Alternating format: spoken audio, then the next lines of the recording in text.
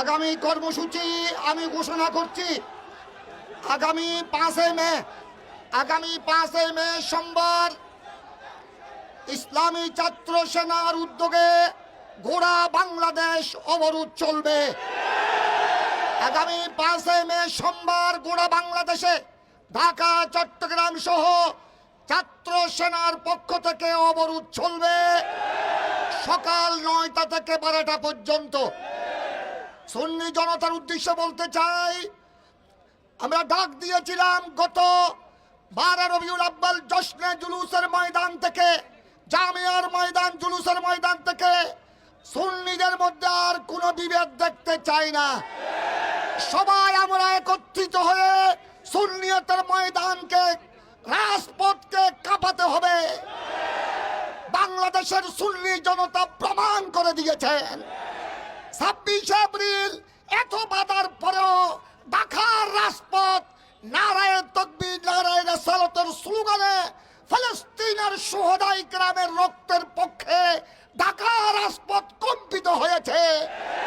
আমরা 7 জনে ডাক দিয়েছিলাম। আমি গুনেগার আল্লামা মঈনুদ্দিন আশরাফি, অধ্যক্ষ আবুল ফরা ফরিদউদ্দিন, আল্লামা মসিহুদ্দৌলা, আমাদের ডাকে আপনারা সাড়া দিয়েছেন। গতকাল ঢাকা স্বরাষ্ট্র উপদেষ্টার কার্যালয় পর্যন্ত সুন্নি জনতার স্রোত জাতি দেখেছে। গতকাল চট্টগ্রাম জমিয়তুল ফালার ময়দান থেকে সুন্নি জনগণের স্রোত গোটা বিশ্ব দেখেছে। আজ আমরা বলছি, রইসুদ্দিনের যারা রক্ত নিয়ে খেলা করেছে তাদের দোসরকে বলে যেতে চাই, দেখে যাও চট্টগ্রাম লালদিঘির ময়দান।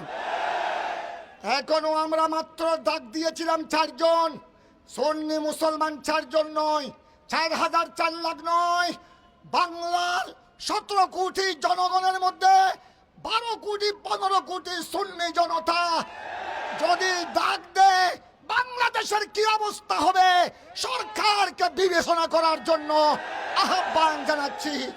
সবাই ঐক্যবদ্ধ থাকবেন। এই জোয়ার যেন, এই স্রোত যেন কোনো নাফরমানের কারণে, কোনো হিংসুকের কারণে, কোনো মুনাফিকের কারণে এই স্রোত যেন নষ্ট না হয়। সবাই ঐক্যবদ্ধ থাকবেন।